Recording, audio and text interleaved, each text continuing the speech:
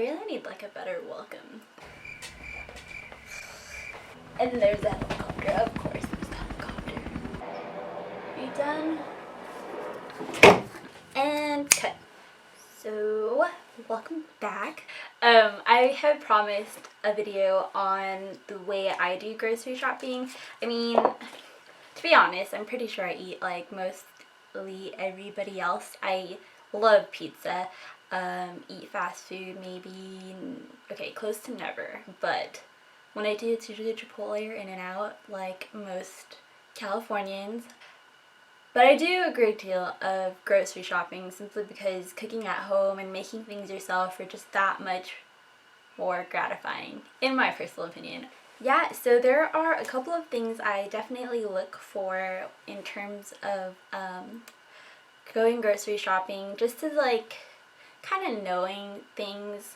Okay, it takes me about 45 minutes to go grocery shopping, and I'm not even kidding, because a lot of the things on the shelves are big marketing scam, and that makes me really sad. And whenever I'm inebriated, I kind of go on a rant about how life's just not fair and people are so cruel, horrible, everyone just horrible, horrible people.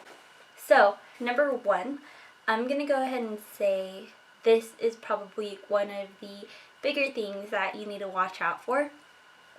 And that would be things that say reduced fat or no trans fat or fat free.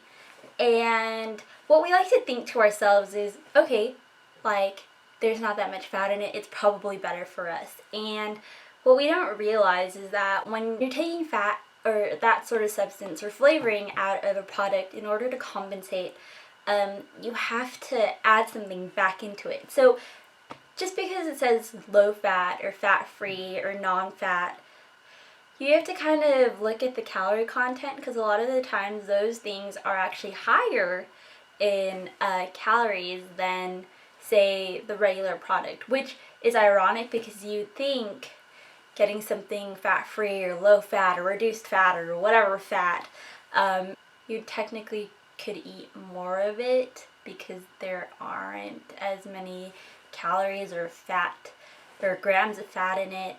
Probably one of the biggest things.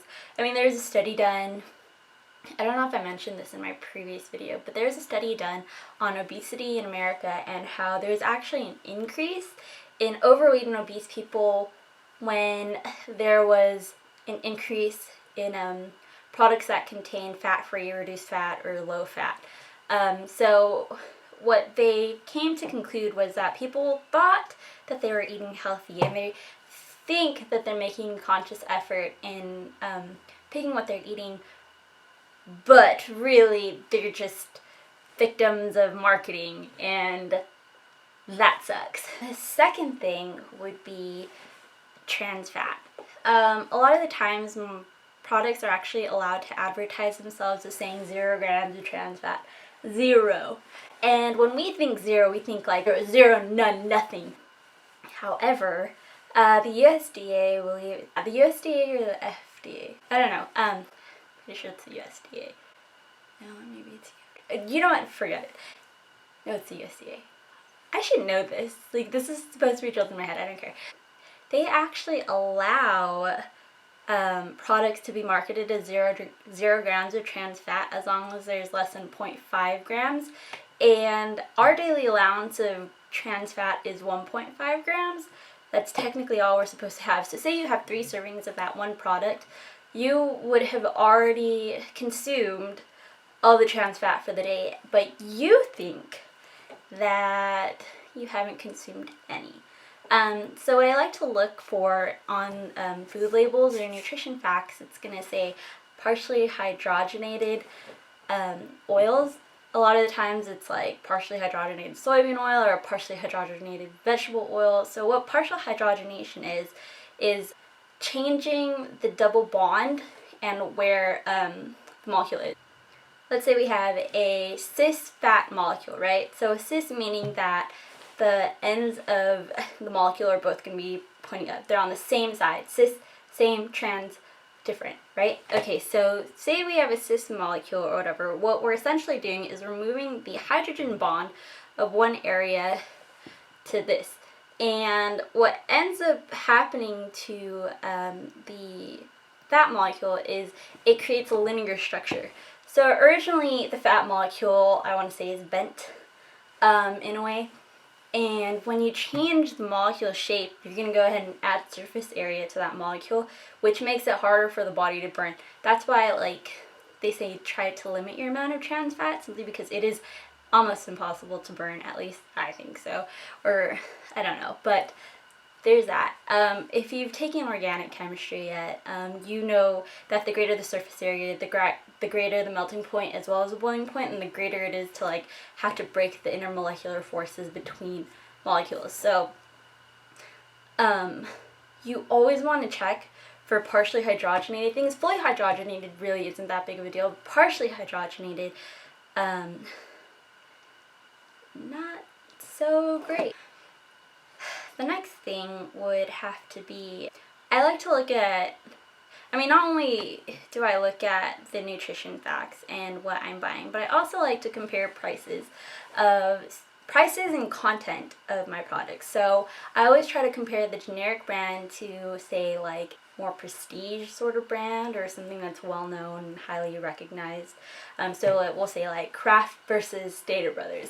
And what you'll notice, especially for pasta, this is like I rarely buy, or not like I don't really buy Barilla that often, or unless it's like the tricolor rotini that are like vegetable servings. I usually just buy like the generic Stater Brothers whole wheat pasta, simply because like you'll read the fiber content on the generic brand, and then you'll read it on the more refined, well-known brand that like everyone goes to, and you'll realize that the generic brand technically has more. Like, you, in terms of quantity, you're gonna get more noodles for it. So I think it's like usually like 25 cents less.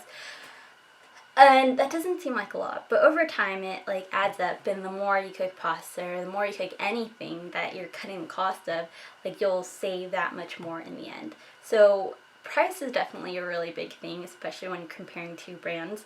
This isn't even just like a nutrition thing, it's just shopping smart. Another thing that I really hate looking at on products is the word natural, because to be honest, like what does that mean? Like, natural flavorings, so you flavored it with things that are supposedly natural. Explain what you mean by natural.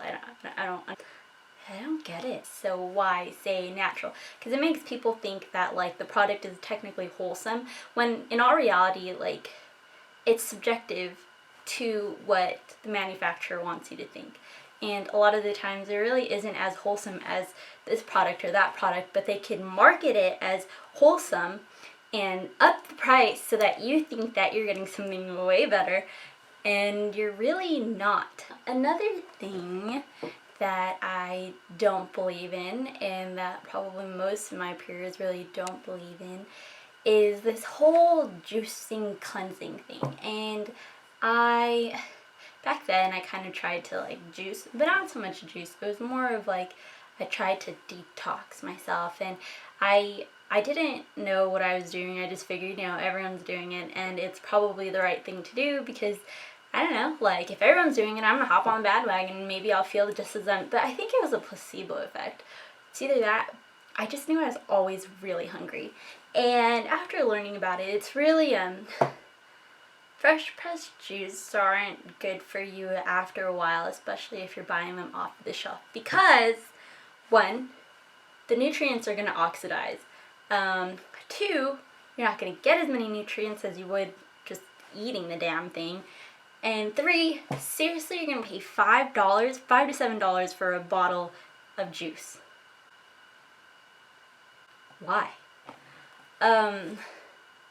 You're starving and depleting your body, and you're creating this deficit of calories, which would then make you lose weight. But the thing is that your body's going into starvation mode. So once you stop juicing, and once you're off of the juices, and say you get back onto eating normally, sure, your stomach has shrunk, so your appetite will be kind of smaller, but your body's still in this mode where it's like, oh my gosh, I need food, like, I haven't had food in a long time, like, what if she decides to not eat again, And instead of being able to maintain the weight that you're at, the body is going to cling on to whatever food that you eat and make it into adipose tissue or fat or store it, because they don't know the next time you're going to go crazy and starve yourself again. So it's counterproductive and it's expensive. I don't know, I feel like we always take shortcuts to kind of fix ourselves and fix our health and fix our bodies, but in all reality, once you make the conscious effort to just be healthier in general and not take the shortcuts, I think you'll be way happier with yourself rather than falling into fads that supposedly so-and-so did and it worked for her, it should work for me, and like, it doesn't make any sense. Like, think about it. You're gonna drink juice for 3 days straight, nothing else, and like that supposedly makes you feel better. I mean, you could always just do this where you limit where you're eating and like, not even limit, but like decide what you should and shouldn't eat. Everyone has a basic knowledge of what they should or shouldn't eat. I mean, I'm not gonna go to McDonald's, order a burger and say like, oh yeah, I should eat this, this is nutrient dense. Like, you know better than that, but that doesn't mean you have to deprive yourself of like food in general. Like, that's just ridiculous. Yeah. Okay, well, I hope this was slightly informational. Good luck with eating healthy. It's easier than you think, I promise. Just educate yourself, and that's really all you have to do. Okay, bye.